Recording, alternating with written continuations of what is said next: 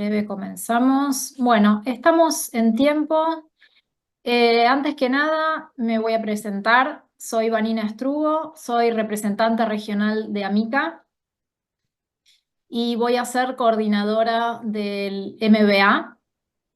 Así que les voy a dar paso, voy a presentar a nuestro anfitrión de hoy, que es el ingeniero Daniel Robles Brugarolas, director de AMICA Escuela de Negocios, quien les va a presentar a nuestro invitado de la fecha.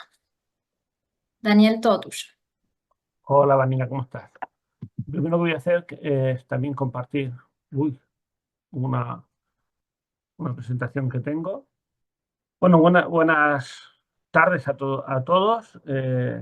Sí, hola, Vanina, ¿cómo estás? Hola, Antonio, hola, Majo, todos los demás. Antes de todo, me gustaría presentar a lo que es Amica Escuela de Negocios, porque hay mucha gente que todavía no conoce a Amica, ¿no? Amica es una entidad privada de formación que nace en 2002, ya por tanto tenemos un largo recorrido de 23 años, de los cuales hemos impartido el MBA durante 15 ediciones, o sea, esta sería la 15ª edición, ¿no? Es verdad que el MBA nunca fue igual. Eso sí, Antonio, nuestro invitado de hoy, ha estado en todas las ediciones como profesor de este máster. Pero si recuerdas bien, Antonio, los primeros máster eran unos máster que diseñamos muy en la dirección mercantil o gerencial, muy pensados en lo que es las finanzas, de la contabilidad y la parte fiscal. Pero nos dimos cuenta enseguida, estos yo le llamaría, siempre le he pensado que fueron nuestros másteres de primera generación, ¿no? Luego esos másteres nos dimos cuenta que los directivos no estaban todos los días pensando en la contabilidad y en las finanzas. Eso evidentemente tienen que saber, pero no era lo suyo. Cambiamos el diseño de este MBA a un máster que podría decirse de segunda generación, un máster donde poníamos el centro, el foco en los clientes y en la mejora continua y los sistemas de gestión de la excelencia, ¿vale? Y esos másteres estuvieron funcionando hasta que recientemente ha cambiado la ley de calidad de la enseñanza universitaria y hemos tenido que volver a hacer las homologaciones de este máster y le hemos dado una vuelta de tuerca porque los directivos todavía eh, se quedaba corto y hemos ampliado el máster. El máster hasta ahora era de solo un año lectivo, ahora es año y medio. Y lo hemos ampliado porque pensamos que los directivos de hoy son directivos que tienen que ir acompañando al tiempo, tienen que tener una visión estratégica y están sometidos a una gran volatilidad, como se va a ver durante el máster. Y tienen que estar preparados para ello. Son directivos, por tanto, que no tienen que dejar esa visión de primera generación, no tienen que dejar al lado esa visión de segunda generación de tener el foco en el cliente y pensar en la excelencia como empresarial, sino que además tienen que estar preparados para un entorno volátil y cambiante. Por eso, este máster que os vamos a presentar se da con enfoque en estrategia, en sostenibilidad y en entornos VUCA, que significa lo que hemos dicho, volatilidad y entornos cambiantes. Hoy tendremos a Antonio García Sánchez, que como he dicho es un profesor del máster que ha estado con nosotros desde el principio, desde la primera edición, y precisamente nos va a hablar hoy de estos temas, ¿no? La parte, cómo está cambiando el mundo, ¿no? Esta es la pregunta que siempre no hemos estado haciendo. ¿Cómo tienen que ser los directivos de las organizaciones? Y como he dicho, para eso se diseñó el máster, aprovechando este cambio legislativo, que se iniciará a finales de abril de este año y dura, como hemos dicho, un año y medio. 18 meses, más luego hay que presentar un proyecto fin de máster y, y luego ese proyecto habrá que defenderlo ante un jurado. Es 100% online, pero es verdad que tiene clases por Zoom, igual que hoy, en esta modalidad, los sábados por la mañana, en horario argentino serían aproximadamente las 10 de la mañana. Y Perdón, Dani, te dime, corrijo, es a las 11 de la mañana, horario de 11 de la Argentina. mañana.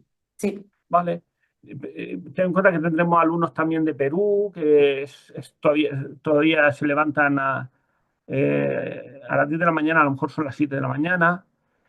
En, en- en Perú tendremos también posiblemente alumnos de España, entonces un horario que tiene que ser compatible con todo el mundo. Es título eh, de formación permanente de la Universidad Europea Miguel de Cervantes y le hemos puesto que es un máster que te prepara, ¿no?, para este futuro incierto que tenemos, ¿no?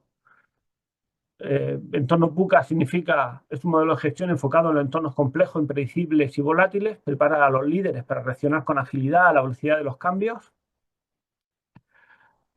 Muy importante la estrategia, saber formular estrategias sólidas para, a partir de una visión integral de negocio, permite anticipar los cambios del mercado, aprovechar oportunidades y mitigar riesgos, y la sostenibilidad que tanto caracteriza a MICA Escuela de Negocios, que enfrenta la creciente presión por cumplir la norma y contribuir por el bienestar global. El máster se divide como todos los másteres, en varios módulos. Hay un módulo de entorno económico que lidera don Antonio García. Módulo 2 que prepara al directivo en las habilidades que tiene que tener, como son liderazgo y negociación, toma de decisiones. Un módulo 3 basado en el marketing y la dirección comercial, tan importante en el día de hoy en un directivo. Gestión de personas, que es lo que hace que las empresas funcionen, es el motor real de las empresas. Por supuesto, no dejamos atrás el control económico. Hablaremos de economía circular y de sostenibilidad con 9 créditos, le damos bastante importancia. Le damos también mucha importancia a la innovación como motor también de, del mundo empresarial, ¿eh? Del emprendimiento, de la gestión, de las herramientas para la gestión empresarial. No podemos hacer un máster pensando como se pensaba en la antigüedad. Hoy tendremos que ver temas como cuadros de mando, inteligencia artificial, paneles de control, en fin, una cantidad de herramientas que hoy tiene un directivo para afrontar, pues, o tener una visión de la empresa, por muy grande que sea. Hay un módulo también de 9 créditos hablando de estrategia empresarial y toma de decisiones. Y no podía faltar un módulo que tan importante es, que se habla que hablaremos de cómo se organiza temas de comercio internacional. Al final del máster hay un módulo 12, que es proyecto fin de máster, que lo iremos viendo durante el curso. O sea, la idea es que no que se haga el proyecto fin de máster el último día, sino que durante el curso se van a ir tutorizando el máster. Ya a partir de mitad de curso se da la primera clase de este módulo, donde ya se da el índice de lo que va a ser el proyecto fin de máster y se promueven las primeras ideas para organizar, que el proyecto normalmente será o un business plan o un proyecto de innovación o de emprendedurismo.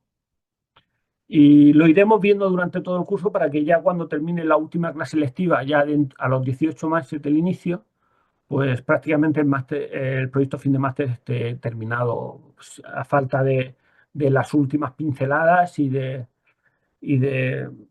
empaquetarlo todo, ¿no?, para presentar. Hay una experiencia, esto ya es opcional, hay una experiencia para visitar empresas y también para convivir y muy enriquecedora en Murcia, que se hace en febrero siguiente a terminar el máster. Recientemente hemos tenido un grupo aquí en Murcia, de unos 15 alumnos que venían de- venían de Argentina, de México, de varios países, y hemos estado visitando. Por la mañana visitamos empresas y por la tarde hemos dado algunas clases, algunas de ellas precisamente de financiación de proyectos, con organismos multilaterales. O sea, organizamos por la mañana visitas, por la tarde algunos talleres, y siempre un marco de, de encuentro que sí gusta mucho a la gente. Dani, Pone que, sí, pone que hay un sí. hotel de 3 estrellas, pero es de 4 estrellas. Sí, Si me permitís, me gustaría complementarte un poquito el tema de la experiencia de Murcia. Solemos tener muy en cuenta cómo está conformado el grupo de alumnos que confirman querer hacer este módulo opcional, esta experiencia Murcia, para ver cuáles son sus intereses, a qué se dedican, y en base a eso solemos organizar tanto las visitas como programar las clases o talleres que vamos a darles a ese grupo. No hemos repetido los talleres porque siempre tratamos de traer cosas nuevas y formaciones, sobre todo talleres o charlas o clases de temas que no se hayan visto durante la cursada o para profundizar algo que consideramos que es muy importante y que es un tema que está en auge en ese momento. Esto es importante porque la mayoría de los programas suelen tener contenidos ya predefinidos que se repiten todo el tiempo.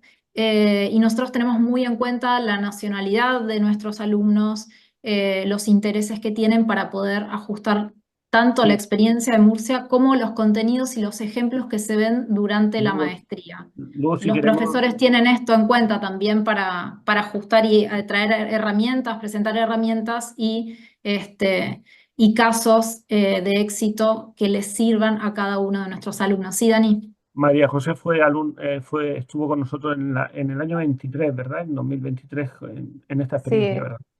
sí, en 2023. Muy, muy buena, o sea, ver en teoría durante el máster los casos y todas las experiencias, después darle ese, no sé, verlo en persona, ir a las empresas y poder bajar un poco a la realidad en lo concreto, para mí fue muy importante porque uno conoce empresas, pero no tan desde adentro, digamos, con lo que no se ve, ¿no? Porque a veces se ven los números, se ven los espacios, pero realmente las ideas, la innovación, todo lo que aportan para dentro de su metro cuadrado poder ser más sustentables y amigables con el medio ambiente, por ahí tampoco salen a hacer tanto marketing. Entonces verlo ahí en vivo también para mí fue muy importante.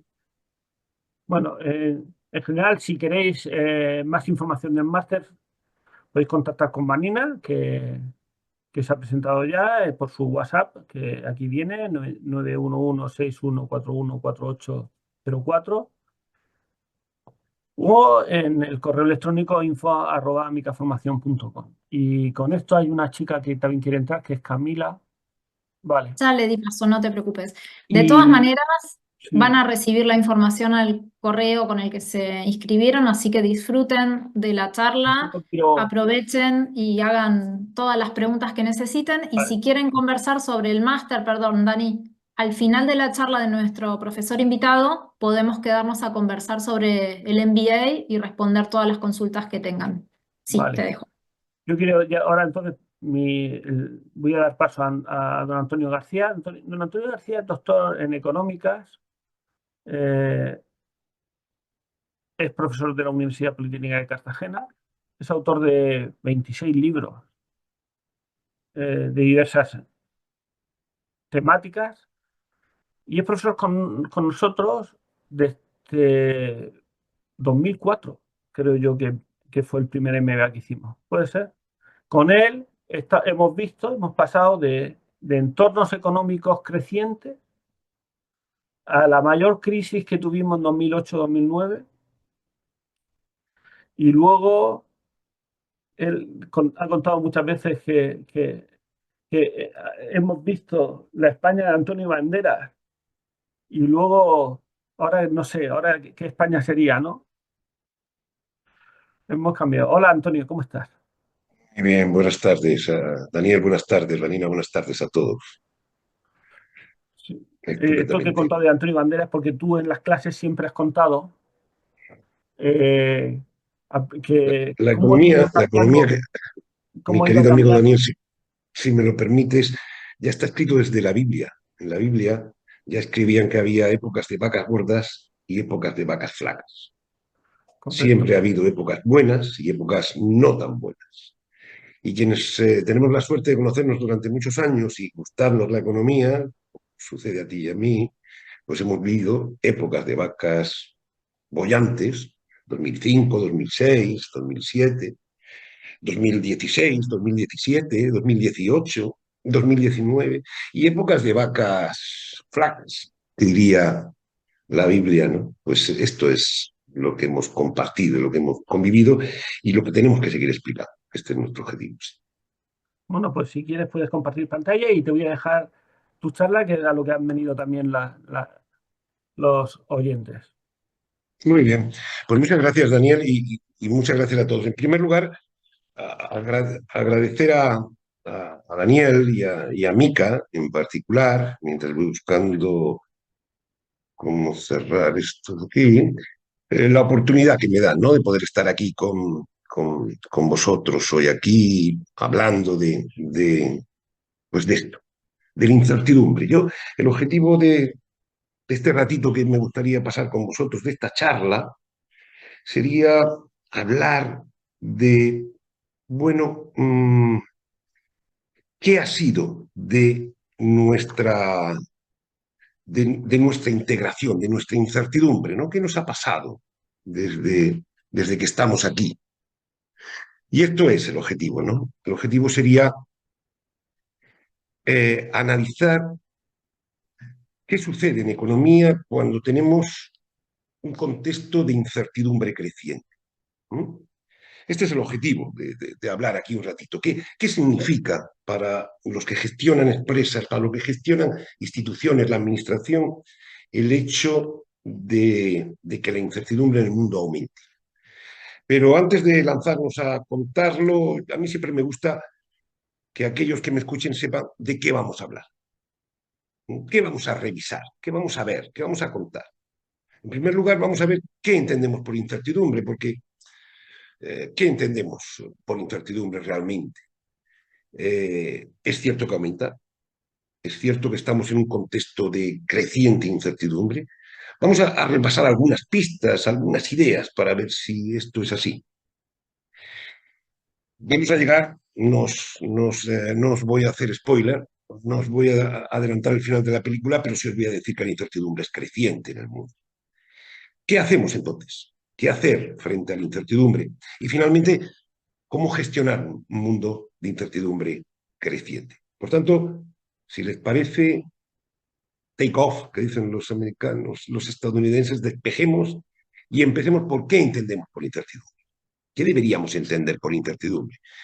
Yo me he ido primero a la Real Academia de la Lengua y le he preguntado qué entienden los académicos de la lengua por incertidumbre. Y la primera respuesta reconozco que me fue un poco desalentadora. Falta de certidumbre. Bueno, algo más hay que poner, ¿no? En realidad, la incertidumbre, como os pongo en pantalla, que espero estéis viendo, es una ausencia de un conocimiento seguro y claro. No sabemos con certeza, diría la RAE, qué va a suceder. Estamos como este caballero en la imagen, ¿verdad? Preguntándose qué hacer. Y aquí querría hacer una puntualización. Incertidumbre no es lo mismo que riesgo. Y en parte se parecen. Riesgo es cuando podemos asignar unas probabilidades, estadísticamente hablando, a determinados escenarios, a determinados sucesos. Con una cierta probabilidad y según la información meteorológica podemos decir si mañana lloverá o no lloverá, con una cierta probabilidad, 0,4, 0,8.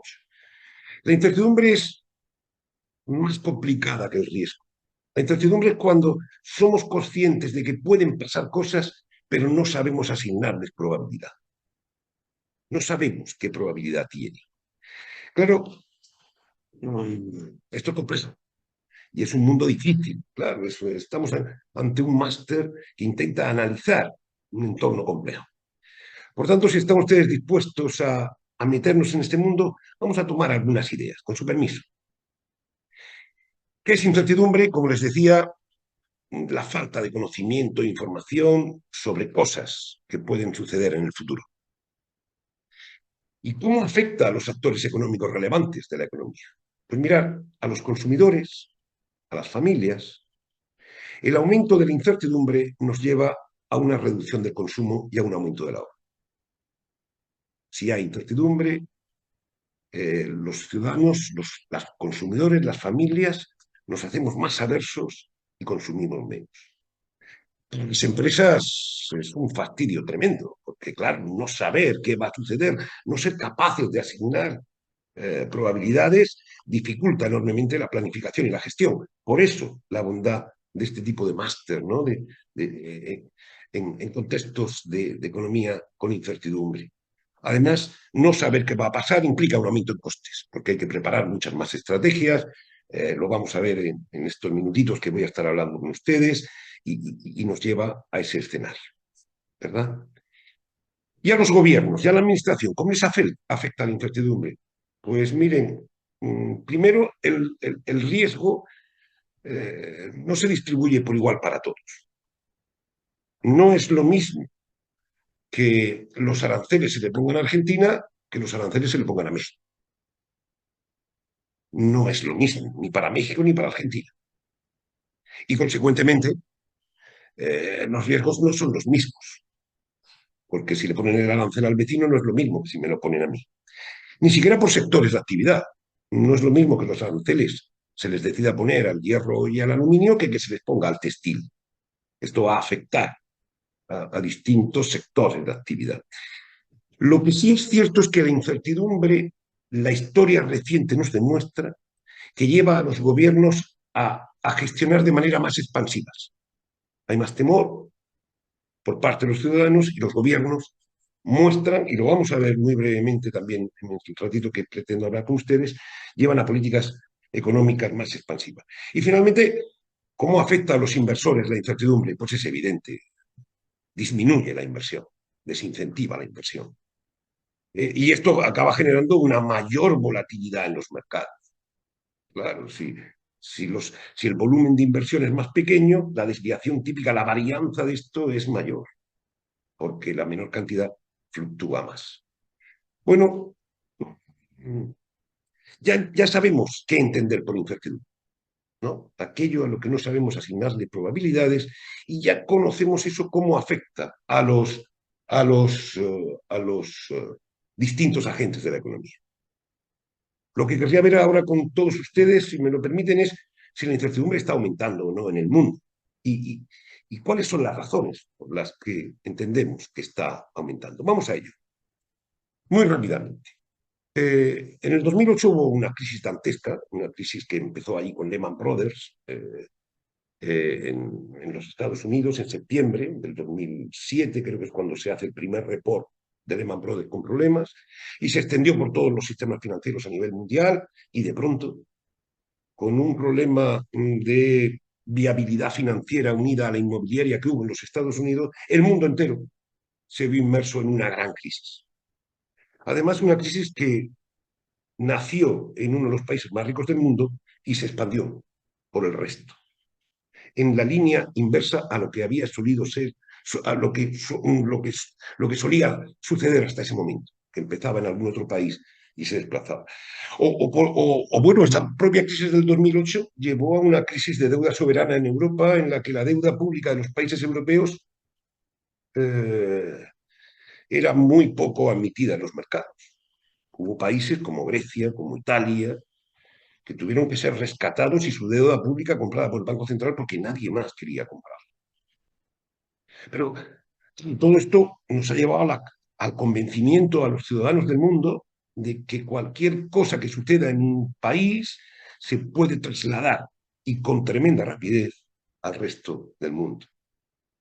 Pero también ha habido factores geopolíticos que surgen en momentos concretos y se expanden. Por ejemplo, la guerra comercial, que empieza entre los Estados Unidos y China, pues va teniendo sus consecuencias. No es sitio ni tiempo para analizarlo, pero muy probablemente todo lo que estamos viendo ahora de aranceles sobre México, China, Europa, etcétera, tenga mucho que ver con esa primera guerra comercial entre Estados Unidos y China, que dejó un recuerdo en la actual presidencia de los Estados Unidos. O, por ejemplo, la guerra de Ucrania.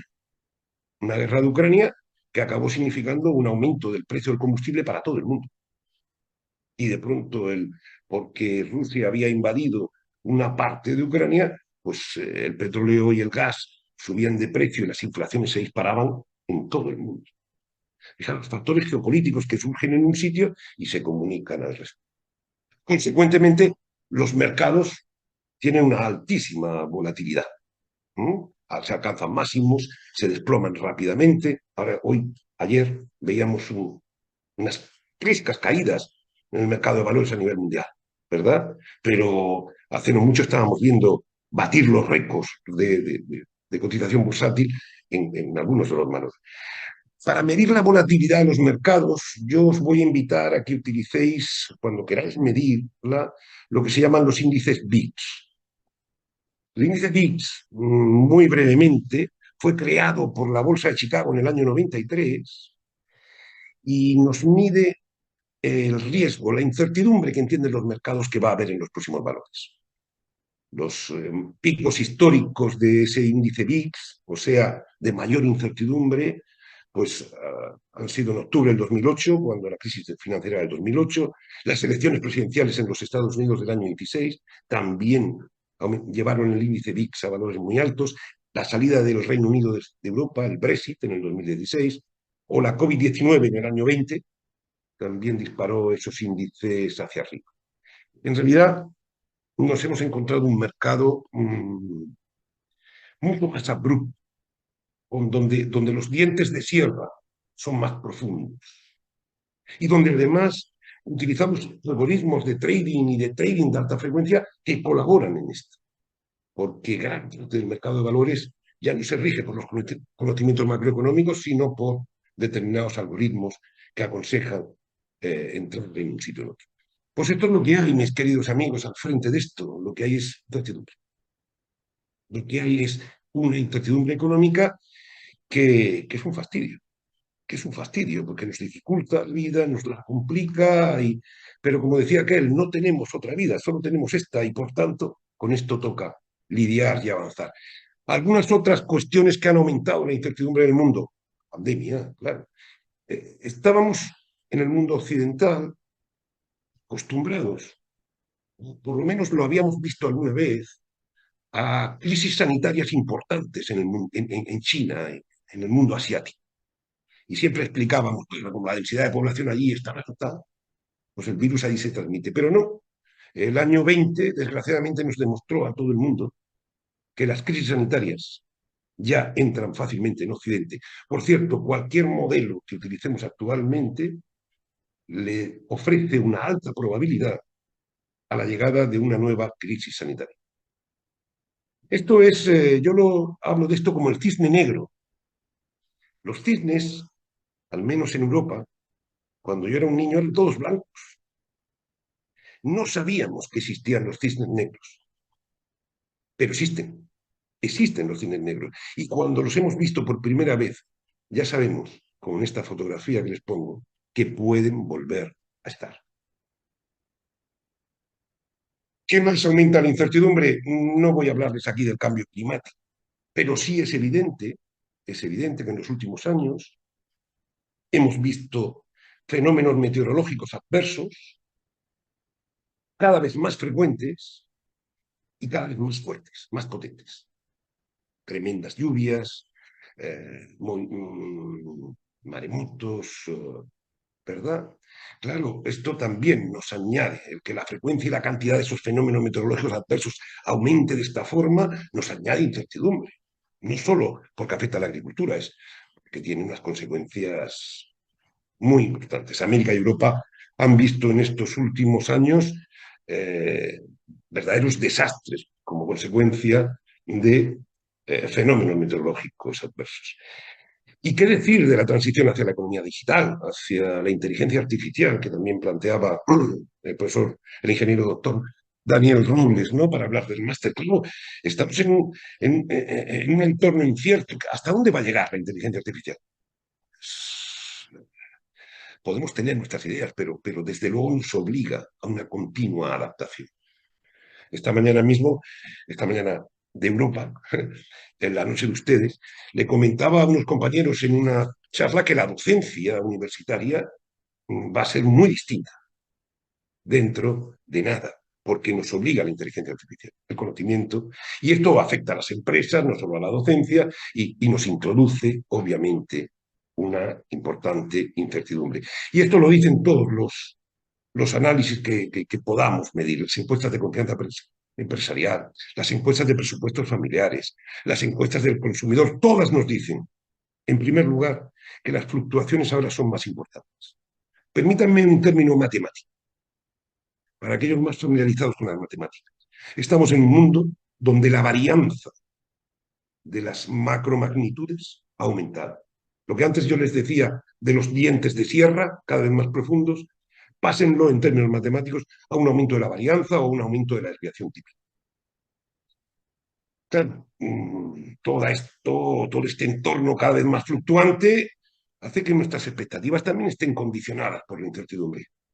Claro, nosotros como familias, nosotros como administraciones, nosotros como empresas, nuestras expectativas cada vez están más condicionadas por el hecho de que el futuro aporta una mayor incertidumbre que el presente actual. Y el presente actual ya aporta per se más incertidumbre que el pasado reciente. Estos son los indicadores de incertidumbre que he buscado en esta imagen. Se nos disparan, se nos van hacia arriba. Ante esto, ¿qué hemos visto? Por tanto, yo creo que hemos visto, primero, que la incertidumbre es creciente. Segundo, que no tiene una única causa que la explica. Es multifacética, ¿no? Aunque no me guste mucho esa palabra. O sea, está causada por una variedad de factores. Y factores que ya no tienen marcha atrás. Por ejemplo, la mayor interdependencia económica y social, esta no se va a poder frenar. Que nadie crea que es posible volver al mundo de la autarquía. La interdependencia social y económica, dada la mayor movilidad que hoy tienen los ciudadanos y el abaratamiento en términos relativos de los costes de transporte, hace que la interdependencia mayor haga que las cosas corran de un sitio a otro con muchísima facilidad. Igual que le sucede a los factores geopolíticos. Un desastre político en un país no solo afecta ya a los vecinos, sino a muchos más.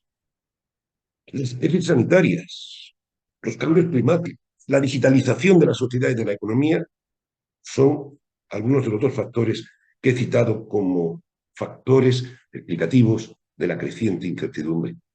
Y esto es lo que nos demuestran todas las métricas, todos los indicadores, todos los estimadores o las medidas de varianza, como decía, que os proponía anteriormente.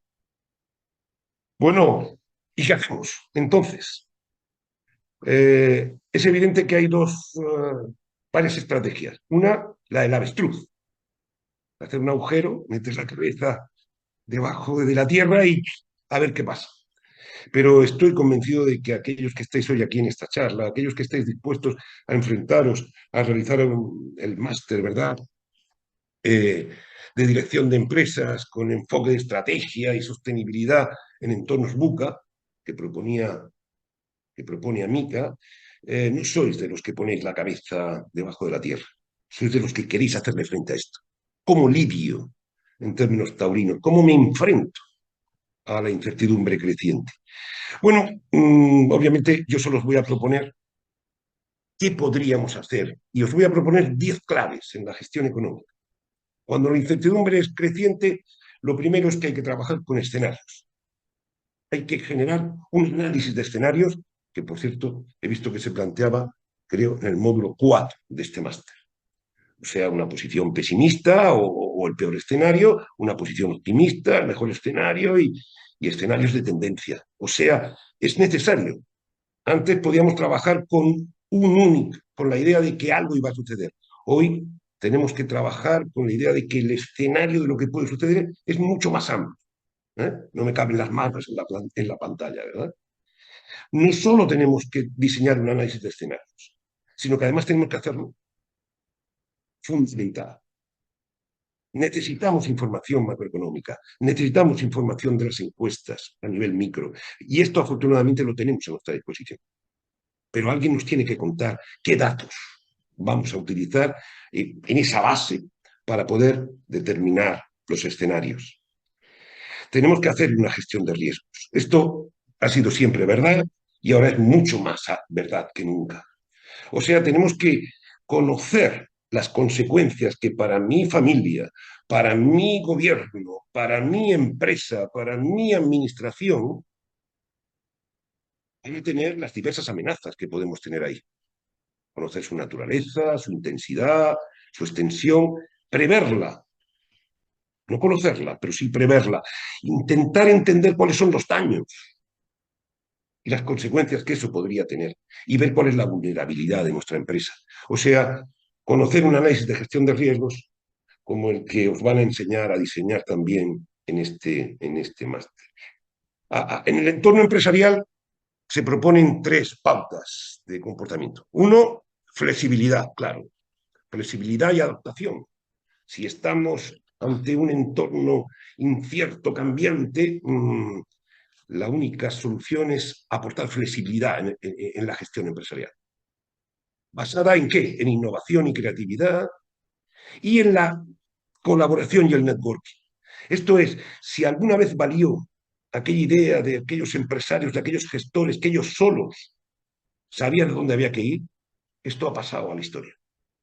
Ahora necesitamos tener networking, tener grupos de apoyo humano con el que podernos relacionar, colaborar, para poder hacer frente a esta incertidumbre creciente con la que trabajamos en los mundos. 2 estrategias más. Una, tener una perspectiva global. O sea, el planeta Tierra no es que se haya quedado pequeño. El planeta Tierra es que es ahora mucho más permeable. Es que lo que pasa en un punto del planeta se traslada con tremenda rapidez a otro punto del planeta. Por tanto, las perspectivas ya no pueden ser locales. Tienen que ser globales. Tenemos que entender que lo que suceda en los Estados Unidos no solo afecta a América, afecta a todo el mundo. Pero la respuesta que Europa le dé a la propuesta de paz entre Ucrania y Rusia, eso no solo afecta a Europa, va a afectar a todo el mundo. Pero es que los aranceles que China decida imponer finalmente van a afectar a todo el mundo. Quiero decir, tenemos que tener una perspectiva global de qué estamos analizando. Y con una mentalidad,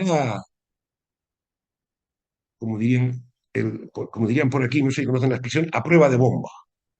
Una mentalidad que le haga frente a lo que venga, una mentalidad resiliente, una política de resistencia. Finalmente, permítanme que les genere o que les proponga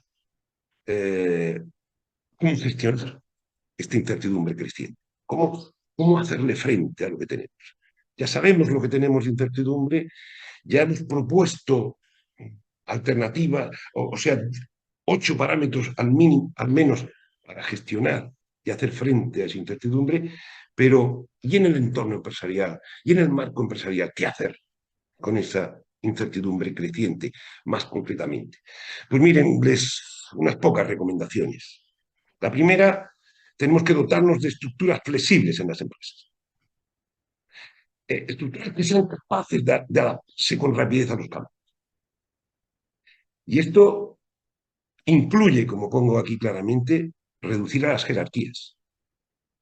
El concepto de colaboración, de networking empresarial, nos lleva a que aquel dirigente, aquel CEO que lo sabía todo y que sus deseos eran órdenes para todos, ahora sería conveniente que tuviera unos partners con los que tratar de tú a tú para que el equipo fuera más flexible.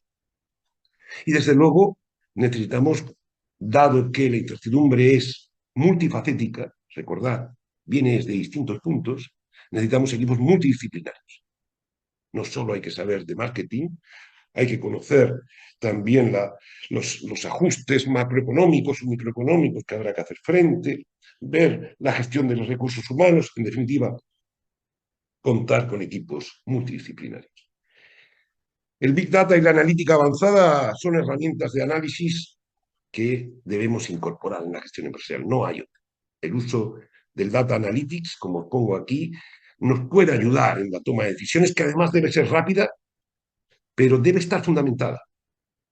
Debe tener, como os decía, una base sobre la que se apoye. Necesitamos, siempre lo hemos necesitado, pero ahora más, estrategias de diversificación. Hay que incorporar en la empresa diferentes líneas de negocio. Como dicen los manuales de economía, no debemos poner todos los huevos en la misma cesta, porque si esa cesta se cae, nos hemos quedado sin la tortilla, ¿verdad? La tortilla, perdón, española que se hace con huevos.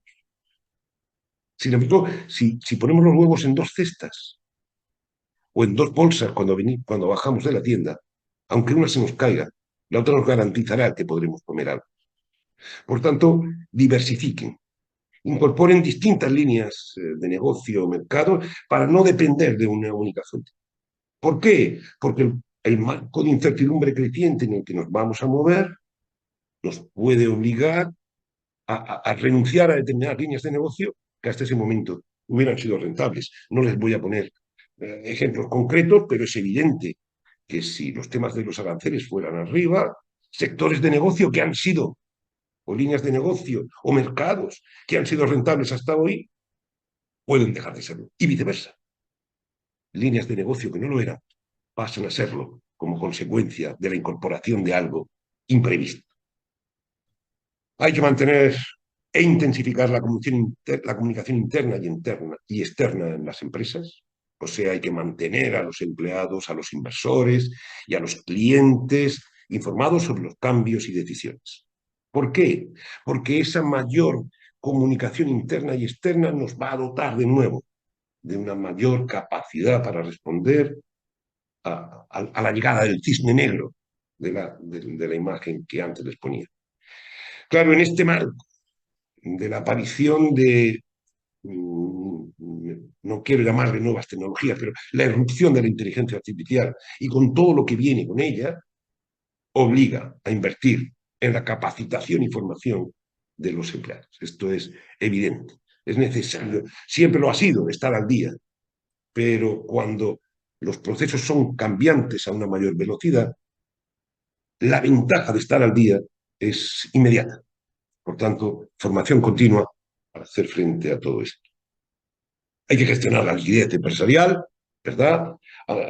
Para poder hacer frente de nuevo a una mayor probabilidad de situaciones imprevistas. Esto nos lleva de nuevo a la necesidad de aquella gestión de riesgos de la que yo les hablaba, como motivo creciente e importante para poder estar avanzando. Voy terminando. Habrá que tener un compromiso social y ambiental mayor. La sostenibilidad ya no es un consejo. La sostenibilidad en sus tres pilares, en el medioambiental, en el social y en el económico, ni siquiera es algo que reduzca la mala reputación cuando la estamos practicando. La responsabilidad social corporativa no es, como yo digo ahí, meramente una oportunidad, es también una obligación. Y por lo tanto, enhorabuena a Mica Formación por haber incorporado sostenibilidad en el criterio de este máster. Y vuelvo de nuevo a la transformación digital porque sin duda esto va a ser caballo de batalla en los próximos años. Hay que adoptar esas tecnologías que van a permitir automatizar los procesos, que van a aumentar la eficiencia y que pueda ayudar a hacer que la empresa se desenvuelva en este escenario. En definitiva, mis queridos amigos, mis queridos oyentes, ¿no? Nos hace falta un enfoque estratégico y flexible. Ambas cosas son fundamentales. La incertidumbre al final quiero que la vean no como un obstáculo, sino que la vean, dado que no podemos mitigarla, como una oportunidad para innovar y crecer. Fíjense, siempre me gusta terminar con una frase de un famoso economista. Y había buscado algunos economistas que han dicho cosas muy relevantes. Pero me he querido quedar con alguien que nos ha enseñado mucho a los economistas sin ser economista, Charles Darwin. Él dijo, y no le falta razón, nadie sabe más que él del proceso evolutivo, dice, la especie más fuerte, decía Darwin, no es la que sobrevive, ni siquiera la más inteligente. La especie más fuerte es la que mejor se adapta al cambio. Y este es el cambio. El cambio es una creciente incertidumbre para la que les he propuesto que se doten de unas herramientas. Y si se dotan de esas herramientas, si acuden donde la formación les va a permitir obtener esas herramientas, se estarán preparando para lo que se nos viene encima. No sé, Daniel, Fabiana, si me he pasado mucho de tiempo o me he quedado corto, pero me queda decirles que muchas gracias por su atención a todos ustedes, y realmente ha sido un placer, ¿no?, estar charlando con ustedes. Ahora, cualquier comentario, cualquier cuestión, no sé si está previsto que se pueda hacer, pero si se Y puede hacer, Claro. para mí sería un placer poder responder. yo voy a comentar una anécdota si quieres, porque me pasó hace muy poco, hace 20 días. Estuve comiendo y disfrutando de una tarde con un directivo de una marca muy famosa, trabaja en Alemania, por supuesto, alemana, una marca muy conocida que todo el mundo nos gustaría tener. Y me dice, ¿sabes lo que nos pasa? Que no hemos dormido en los laureles. Sabíamos que venían los chinos y sabíamos que venían los coches eléctricos. Y como nosotros nos creíamos que éramos los dioses del motor de combustión, no pensábamos que no pasaba nada. Y ahora mismo tenemos una crisis increíble. Daniel, no te puedes ni creer la crisis que tenemos, que hemos reducido las ventas, se no han caído ni a la mitad. Y seguimos en ese descenso. La marca se llama Mercedes, ¿sabes?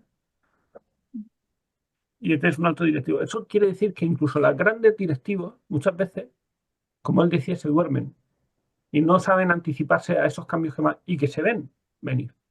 Por eso Sí, tú, sí, esto ha sido así, ¿no? Efectivamente. Un poco nos ha pasado. Yo me gustaría parafrasear la frase de Napoleón con China.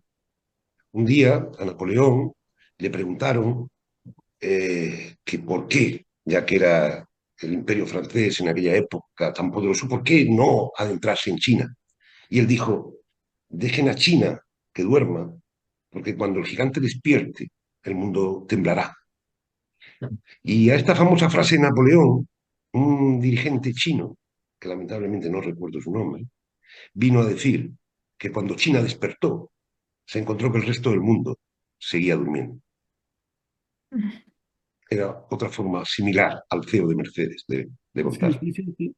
No, pero lo que yo te conté es cierto, eso me pasó hace 20 días y me recordó también un poco la primera, en 2012, 2011, 2012, fui a México DF y iba a presentar un proyecto que entonces yo tenía de emprendedurismo en un congreso que se celebraba en Ujú. México y el patrocinador del congreso era ni más ni menos que BlackBerry. Y el responsable regional de BlackBerry salió allí como patrocinador. Acaba de salir entonces un teléfono que era táctil, que se llamaba iPhone. Lo habían presentado hacía poco.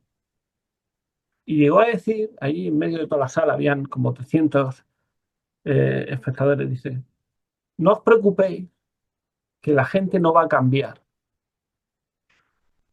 Le seguirán gustando las teclas. Nosotros tenemos el 52% del mercado y lo seguiremos teniendo. Y yo pensé, sí, sí, tú sí sabes tener buena visión. Está claro. Bueno, algún acento de esos majos al otro lado del charco que decimos aquí, que tenga alguna duda, alguna cuestión, o alguna curiosidad que lanzarle. ¿Qué tal, Antonio? ¿Cómo estás? Mariano, de Argentina, ¿cómo andás? Saludos a todos. Encantado, Mariano, de saludarte. Muy interesante. Quería preguntarte, porque en un punto la sensación, acá vivimos en Argentina, ¿no? Entonces cuando nos hablan de escenarios de incertidumbre, un poco decimos, bueno, estamos acostumbrados. Yo creo que no hay crisis cíclicas. Creo que en algún punto se trata de proyectos de país, de planes, de un poder económico, ¿no? Y la pregunta es respecto a cuál es tu visión sobre el mercado mundial en un sistema capitalista que ha cambiado bastante a lo largo de las décadas, desde la revolución industrial en adelante, se aceleró todo. Y la sensación que yo tengo es que lo que en un momento se privilegiaba en el sentido de un capitalismo productivo, el capitalismo fordista, podríamos decir, quizá no sea exacto, pero más o menos me interpretás, fue mutando, hubo una explosión de las tecnologías de las telecomunicaciones que hicieron posible que hoy efectivamente el mercado no duerma, el mercado global no duerme, está funcionando todo el tiempo, las 24 horas, hay transacciones de acá para allá, de acá para allá.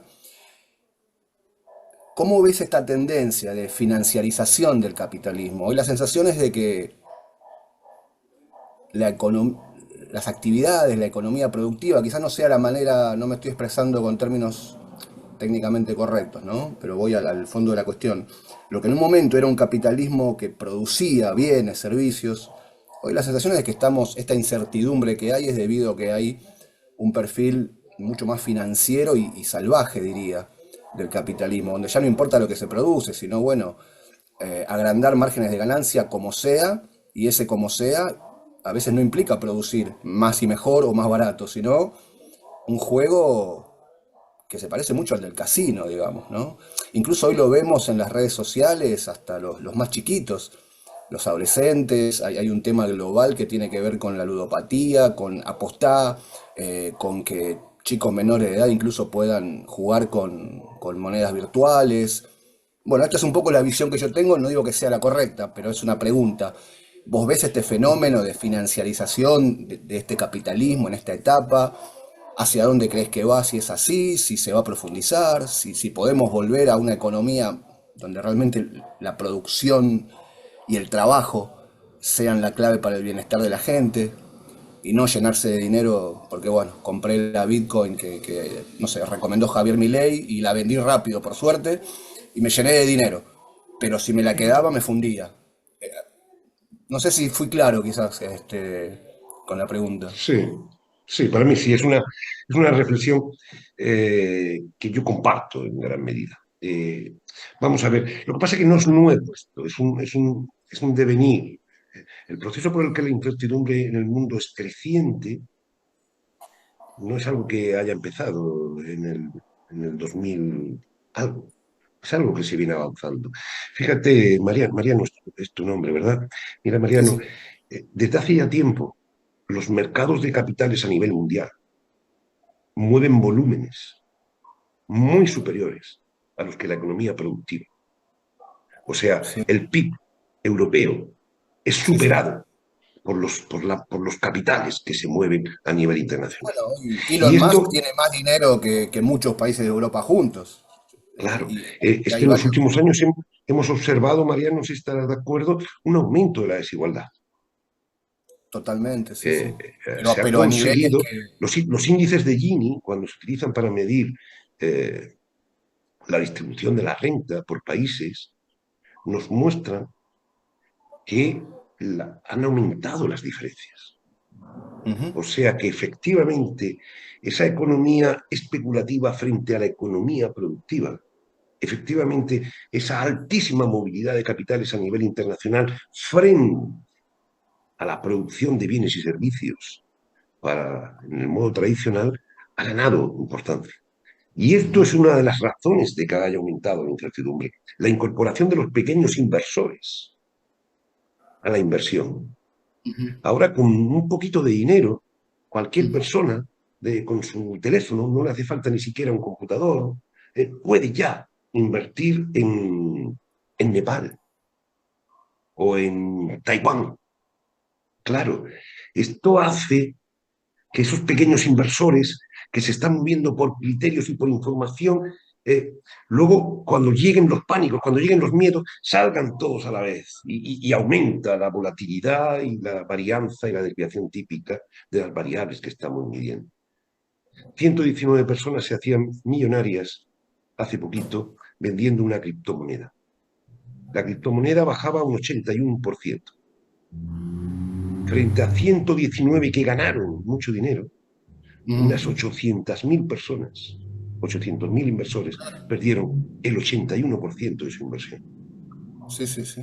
¿Dónde más para que tengamos que lidiar con todo esto? No hemos dicho que esto vaya a ser fácil, ni siquiera cómodo, Lo que sí os he propuesto es que es inevitable y, por tanto, tenemos que dotarnos de las herramientas necesarias para poder gestionar empresas, para poder gestionar administraciones, para poder gestionar simplemente economías familiares con su ahorro, porque la incertidumbre creciente nos ha llevado a ese buca, ¿no? Esa mayor volatilidad y, por tanto, ese mayor riesgo que ahora nos aparece. No sé si he respondido a tu pregunta reflexiva, Mariano, pero esta es Sí, más sí, o menos la perfecto. idea. Sí, Antonio, perfecto, gracias. Gracias a ti. Sí, yo justamente quería, perdón, preguntar algo que iba en línea con lo que dijo Mariano. O sea, mientras las empresas piensen en aumentar su EBITDA a lo que dé y se ponen objetivos, ¿no? Para el año que viene necesitamos 10% más. O sea, ¿dónde está o qué puede frenar eso? Porque además eso trae aparejado a que las empresas cada vez van a fabricar más, la gente cada vez va a consumir más, consume cosas que después no usa. Vemos la industria textil, la cantidad de ropa que no se usa, que tiene un solo uso. O sea, tantas cosas y nos vamos a llenar. O sea, ¿qué puede suceder en el mundo, ese cisne negro quizás, que nos pueda llamar a la realidad y hacer ver, sacarnos esos anteojos? O sea, yo también estoy como con eso medio obsesionada Sí. de encontrar respuestas y no encuentro. Y tu nombre es, perdona? María José, de María Argentina. José, es que veía el Majo ahí y digo, a ver, Majo, Majo, a ver María qué le digo. José. Mira, María José, vamos a ver, empecemos por algo. Todos los que habéis estudiado algo de economía, sabéis que el fundamento básico del comportamiento empresarial se llama la maximización de beneficios o minimización de costes, que es lo mismo. Son dos caras de la misma moneda. Es más, los que estamos aquí ya tenemos una cierta edad y sabemos que el egoísmo rige en parte del comportamiento humano. Es cierto que hay solidaridad, es cierto que hay personas de buen corazón, es cierto que somos benevolentes, pero el egoísmo ya nos gustaría que no fuera tan importante como es en nuestro entorno y quizás nosotros mismos también. Dicho esto, ¿qué alternativa hay frente a todo esto? Porque claro, si cada uno va, en España decimos, si cada uno va por su pelleja, por su piel, ¿qué va a pasar aquí?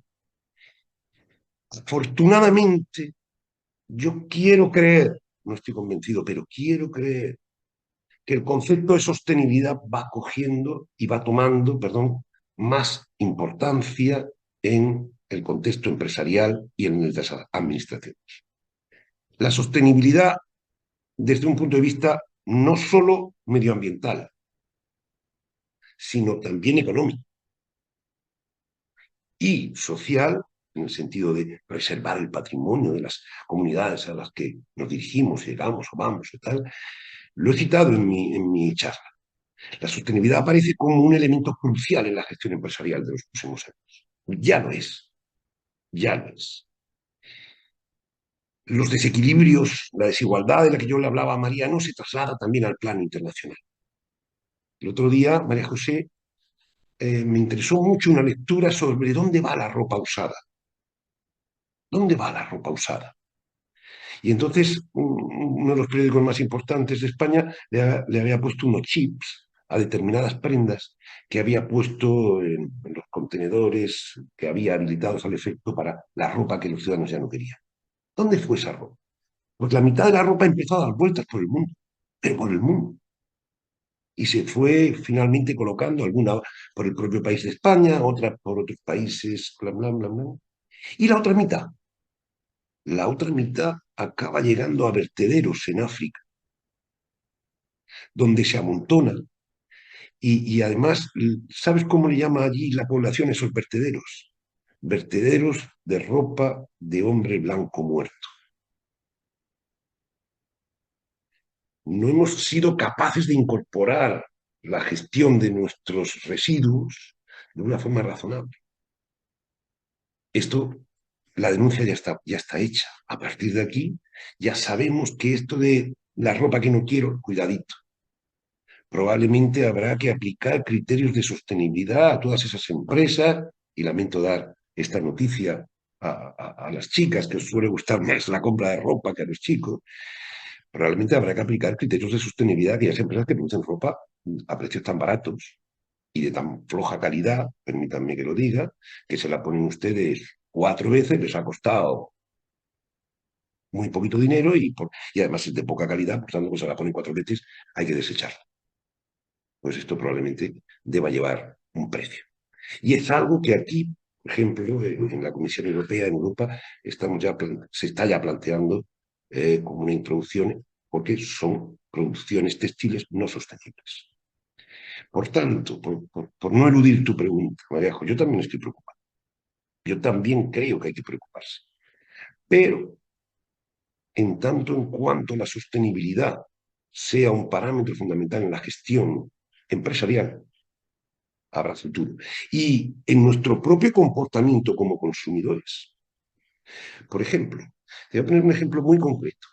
Los cruceros, ¿no? Los cruceros, que es un segmento del turismo que está creciendo rápidamente, tienen problemas de sostenibilidad medioambiental, social y económica. Vamos a hablar de un problema que tiene medioambiental.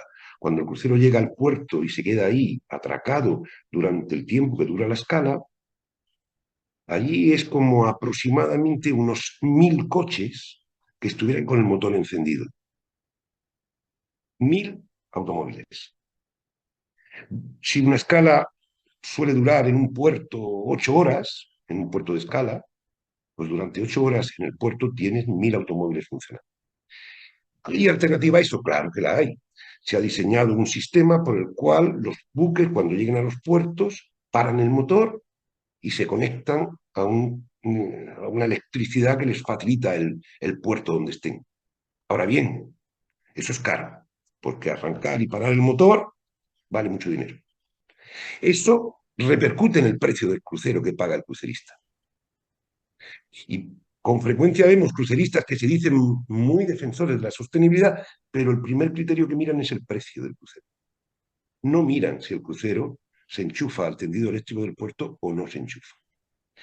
Por tanto, la sostenibilidad no solo tiene que aparecer como algo en la gestión empresarial y de las administraciones, sino en el propio comportamiento de nosotros como familias, como consumidores, para actuar de manera consecuente. Y por tanto, saber que cuando estamos comprando una ropa barata, eso tiene unas consecuencias medioambientales muy importantes en la vida. Alguien lo Saber paga, algo lo paga. claro, algo y alguien lo paga. Y el planeta, la perspectiva global, se nos ha hecho pequeñito. Es igual de grande que siempre, pero nosotros nos movemos ya con tanta rapidez, nos comunicamos con tanta rapidez, que ahora parece más pequeño que antes. Sí, a mí- y me consta, perdón, Mari Carmen, me consta lo de lo del el uso y el abuso de los motores porque navego, así que lo veo todo el tiempo, ¿no? Cuando están los buques ahí con los motores prendidos bueno, y los residuos que bajan y las aguas con tratamientos que bueno, eso cuando zarpan, ¿no? Pero hay un montón de temas para Y ver de luego, sí, sustentabilidad en la y luego que náutica. ni siquiera aplicamos medidas que pueden ser muy sencillas. Por ejemplo, los cruceros, ya que tengo que me ejemplo. Los cruceros tienen una cantidad de alimento, desechan alimento en cantidades tremendas. Bueno, pues ahí pues lo que suele pasar con los Tatris, ¿no? Pues la gente coge, pero ahí las cosas, pero comen lo que comen y ahí sobra comida. Sí, sí. Los cruceros atracan en ciudades donde hay comedores sociales, donde hay organizaciones no gubernamentales y gubernamentales dedicadas a dar alimentos a los que no tienen.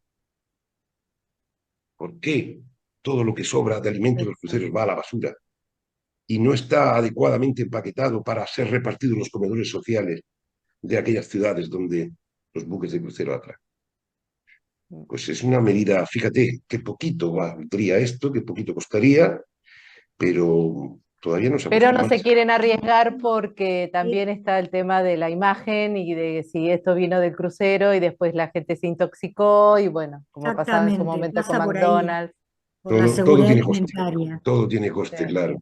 sí. No, no, por la Pero seguridad bueno, alimentaria. Si alguien tiene un problema con algo que comió en el crucero, con la comida en los aviones sí, pasa lo mismo. sí, No lo podés Pero dar esto, porque si a alguien se le pasa algo, es decir, tendría que tener todo un proceso de cuidado de la cadena de frío y de un cuidado, bueno, de normas que se manejan dentro de la seguridad alimentaria que pueden traer problemas, ¿no? A la gente y evidentemente si a alguien le pasa algo van a señalar al del crucero, al de la línea aérea o lo que sea. Pero bueno, más allá de eso yo te quería hacer una pregunta eh, que tiene que ver con el tema de la política internacional, ¿no? Porque todos los escenarios nos podemos plantear con matrices, es decir, con el tema de economía, de amenazas, todo eso podemos usar matrices. Ahora, por ejemplo, lo que pasó la semana pasada o la otra semana, se juntan Trump y Putin por un lado y la Comunidad Europea por el otro. Bueno, ya está. Todo lo que vos puedas planificar, no sabés a dónde va a terminar. ¿O no, Antonio? sí. ¿Dónde va a terminar? No, ¿dónde va a terminar? Digo, uno puede hacer un montón, desde una empresa, un montón de análisis, matrices, perspectivas, escenarios, pero bueno, de repente, bueno, yo justo estaba en España en ese momento y veía lo que pasaba con cómo se fueron todos a Francia, los de la comunidad, los otros estaban reunidos y estábamos todos mirando a ver, ¿y ahora qué va a suceder? Sí, como que hay cosas que Bueno, me parece que son... ¿qué tendremos que tener? Tendremos que tener contingencias para los distintos escenarios que tú puedas prever que suceden. Tendrás que haber valorado cada uno de esos escenarios, los riesgos que genera para tu empresa, tu familia, o tu país, o tu gobierno nacional, o a lo que estés representando. Y desde luego, te hará falta flexibilidad para poder actuar frente al cisne negro, que creo que al final se ha convertido en uno de los elementos significativos, ¿no? Esa fotografía del cisne negro. Si llega el cisne negro, ¿cómo me va a afectar el análisis de vulnerabilidad? O sea, hay que tener la gestión de riesgos, hay que tener cintura, aquí le llamamos a esto, tener cintura, ¿no? La que tenía Messi para jugar al fútbol, ¿verdad? Y poder dejar a los defensas allí clavados. ¿Y qué movía? Pues la cinturilla, la movía y se iba, ¿verdad? Pues esto es flexibilidad para poder salir en los distintos escenarios. Hay escenarios más favorables, escenarios más complejos. Esto, no yo les he dicho desde el principio que esto es difícil. Esto no es fácil. Si fuera fácil, podríamos irnos a nuestros campamentos de invierno a descansar, a, a estar allí, yo qué sé, viendo películas y esperando que la vida fuera placentera y agradable. Pero no, el escenario futuro al que nos enfrentamos es un escenario con incertidumbre crecida. Lo que he procurado que se den cuenta es que es una oportunidad. Es cierto que complica la vida. Es cierto que te echas las manos a la cabeza y dices, madre mía, ¿por qué es esto tan complicado? Pero al mismo tiempo no hay alternativa. Hay que hacerle frente y gestionar adecuadamente. De ahí la conveniencia de dotarnos de las herramientas, de los instrumentos, de los conocimientos que nos permitan hacer frente a los distintos escenarios. Por tanto, resiliencia y contingencia. O también le llamamos aquí a esto, no sé si utilizan ustedes esa expresión, un plan B. Tenemos un plan de actuación, pero si falla, tenemos un plan B. Y ambos están sujetos a un determinado escenario.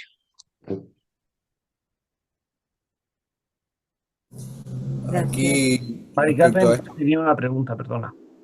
Perdón, no la vi. Bueno, muchas gracias.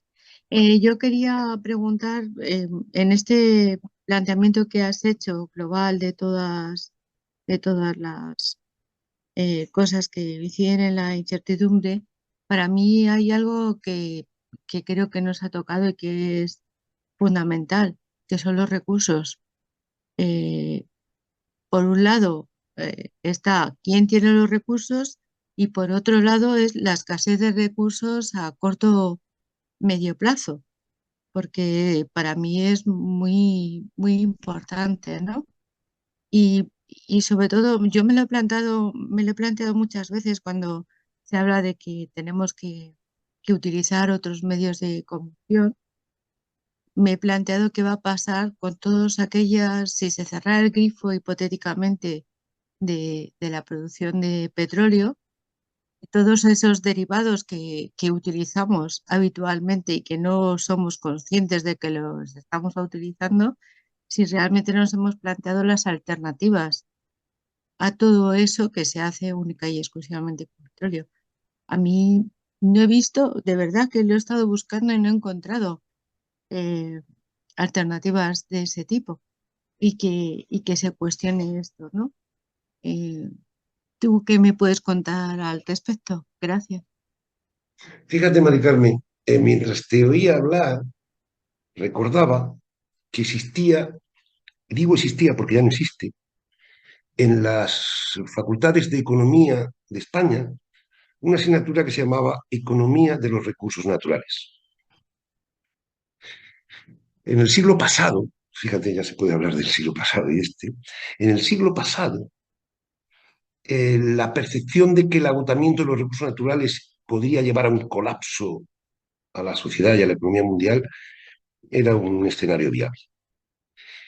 En el caso del 2025, que es cuando nos hemos conocido ya, en marzo del 2025, fíjate, Mari Carmen, España, por ejemplo, un país que no dispone de hidrocarburos fósiles, no tiene petróleo, no tiene carbón prácticamente. Sin embargo, ya ha conseguido durante algunos días completos que toda la producción de electricidad necesaria para el país, para todas sus empresas y todas sus familias, provenga única y exclusivamente de recursos naturales, o sea, energías alternativas, eólica, solar. Claro, ¿esto a dónde me lleva? Yo creo, pero esto es un pensamiento, en esto mi opinión no vale más que ninguno de los que hay aquí. Pienso que la innovación, la tecnología, que nos ha sacado de tantos problemas a lo largo de los últimos años, también está viendo cómo enfrentar el agotamiento de algunos recursos naturales.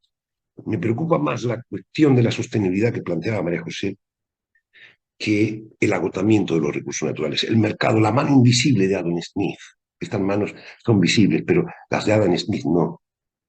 Adam Smith decía, el precio es esa mano invisible que lleva a los oferentes y a los demandantes a utilizar los recursos adecuadamente.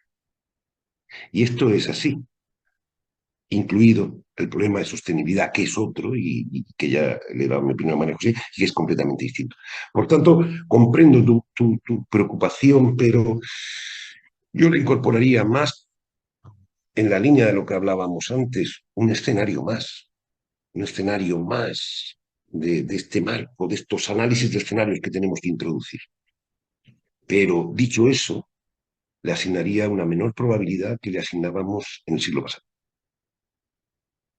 Me alegro de poder lanzarte un poco de optimismo, que no soy yo una persona muy optimista. Gracias. ¿Alguna otra cuestión, alguna otra duda o alguna otra preocupación? O curiosidad, o crítica, que también, claro. Mariano creo que quería hacer algún comentario. Sí, no, preguntas en general. Quería preguntarte cómo evalúas. Se está hablando de que, de nuevo, esta mutación del sistema capitalista está yendo hacia un tecnofeudalismo, en el sentido de que cambiaron o están cambiando las reglas de juego, y en un punto, cuando uno analiza las fortunas más grandes del mundo, ya no son de nuevo de empresarios que producen electrodomésticos, automóviles, sino de empresarios que dominan todos los eslabones de la cadena que lleva al entretenimiento. ¿Me explico? No sé si soy claro. Las redes sociales, por ejemplo, donde estamos Sí, yendo a sí. un modelo nuevamente similar al del feudalismo, en el sentido de que obtienen beneficios económicos muy importantes a partir básicamente de lo que sería arrendar un espacio virtual, en el cual cada persona que tiene una red social y genera un contenido, en definitiva está trabajando, está generando una ganancia, ¿sí? La abuela que publica un video haciendo una torta de la forma más inocente y divertida del mundo y que se entretiene y que quizás ocupa su tiempo en algo y está muy bien, esa abuela está generando dinero, supongamos para, no sé, los dueños de TikTok o Elon Musk en el caso de Twitter, X, Zuckerberg, etcétera, etcétera. Entonces, bueno, ¿qué pensabas vos? Quise explicar un poco lo que yo entendía muy brutamente por tecnofeudalismo, pero ¿qué evaluación haces vos de esto? Si, ¿cómo ves esto? Si se está produciendo, si más o menos lo expliqué con mis palabras más o menos bien, o es otro tipo de cosa de lo que se está hablando, porque es un formato, es un paradigma que hay muchos estudiosos que aseguran que está avanzando y que va a terminar modificando las relaciones sociales, las relaciones productivas, económicas. Ujú. Fíjate, Mariano, yo estoy de acuerdo con las cosas que planteas, pero quiero, al hilo de lo que comentas, reflexionar con todos vosotros y contigo por qué es esto. Vamos a ver, comentaba antes, creo que respondiendo a María José, que las empresas pretenden maximizar el beneficio. ¿Cuándo realmente gana dinero un sector de actividad? No es cuando vende mucho, es cuando tiene un crecimiento mayor. La industria del automóvil tuvo multimillonarios. ¿Cuándo? Cuando aumentaban las ventas de coches y crecía los coches. Ford, Henry Ford. Una vez que el mercado se ha hecho maduro, ese sector ya es maduro, la competencia ya hace que los beneficios ya no sean tan extraordinarios, decimos en economía. Ya son beneficios normales. ¿Por qué ahora Elon Musk es una de las mayores fortunas del mundo? Porque está en sectores de actividad de claro crecimiento. La comunicación, las redes sociales que tú mismo señalabas, el vehículo eléctrico, que también es de un gran crecimiento. Claro, llámale tecnofeudalismo, pero no es nada nuevo. En realidad es aquello que dice que cuando un mercado entra en gran crecimiento, ahí se están generando los beneficios extraordinarios. Cuando ese mercado madura, puede seguir generando beneficios, pero ya son beneficios normales. Ya no aparecen ahí los multimillonarios. De nuevo, es necesario saber dónde dirigimos nuestros esfuerzos. Por eso necesitamos las herramientas adecuadas para poder trabajar en la búsqueda de aquellos sectores, de aquellos nichos donde se está dando el crecimiento. Porque ahí saldrán los beneficios extraordinarios a los que tendremos que incorporar, no me olvido, los criterios de sostenibilidad. Porque los criterios de sostenibilidad se convierten en obligatorios para gestionar ahora mismo las actividades económicas. ¿Alguna preguntita más? ¿Alguna cuestión que podría ser la última, si os parece? ¿Alguna duda, alguna pregunta, alguna inquietud? Yo creo que hemos cumplido con creces, ¿Sí? Antonio, el Pues muchas objeto de gracias. esta charla. Yo siempre te tengo que estar muy agradecido No, con... el agradecido soy yo. Es que como somos amigos, aquí le llamamos a eso en España piropos, no sé cómo le llaman ustedes. Sí, sí, sí. Cuando se dice un Igual, piropo igual. también. Te Pero son tiro flores todo sinceros. el Entonces, tiempo. él me No, lanza los piropos, pero no le hagan caso por la mitad. Antonio, Ha sido un soy placer, sincero. Daniel, Sabes estar aquí que con te todos tengo mucho ustedes. aprecio. Muchas gracias. Es muy bueno. Pues quedo a su disposición. La presentación de lo que yo he contado hoy ¿No puedes se la hago pasar llegar a Vanina? a Mica Formación para que ustedes... Bueno, aparte esto se ha grabado, ¿no? Me parecía, en algún momento Ujú. me ha parecido que esto Sí, se estaba grabando. Y la propia presentación a su disposición. Cualquier duda, cualquier inquietud, cualquier cuestión, no duden en trasladarla, ¿no? A ver si... Y haré todo lo posible por responderla, no les garantizo el poder dar una respuesta brillante a aquella. Muy amable, Muchas pues muchas gracias. gracias. Yo les Gracias a dejo, todos. si no quieren nada de mí, Nos y seguimos viendo, Antonio. Nos mucha seguimos suerte en esa viendo todos. aventura que lanzan del máster. Dótense de las herramientas necesarias, ¿eh? Y háganle frente al futuro. Háganle frente al futuro, que no es un obstáculo lo que nos viene, es una oportunidad. Muy bien. genial. Muchas thank you. Gracias, Antonio. Adiós a Gracias todos por tu A todos. generosidad y besos. Luego todos, Y que tengan mucha gracias. suerte al otro lado del y charco. por tu mensaje esperanzador. Gracias. No hay otra. Gracias. Un Adiós. placer, gracias. Gracias. Chao.